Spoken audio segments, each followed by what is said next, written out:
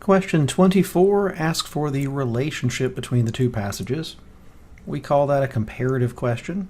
The relationship should always be on your mind as you're reading the passages before you go into the question, and you probably already know the answer here, though this question is a little unique as comparative questions go because it asks us to compare the entirety of the first passage with just a part of the other. Passage A against passage B's second paragraph.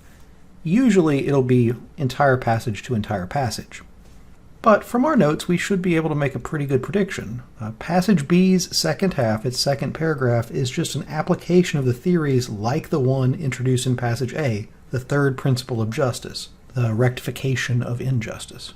So that's the relationship we're looking for. Answer choice A, the second paragraph of passage B attempts to develop a broader version of the theory presented in passage A. This would be if passage B were also theoretical, but it's not. It's practical. Answer choice B, the second paragraph of B purports to state facts that bolster the argument made in passage A. The word purports is really the problem there. Passage B is not written as though it is responding directly to A. It's using similar principles, but it's not responding to it, so it's not purporting to do anything. Answer choice C, the argument in the second paragraph of passage B is structurally parallel to the argument in passage A, but the subject matter of the two is different. Well, there isn't subject matter in the first argument. The first passage is entirely theoretical. So we're not dealing like one passage on ancient Rome, one passage on North America. So C is not our answer. Answer choice D, A presents a theory that tends to support the argument presented in the second paragraph of passage B. Sure.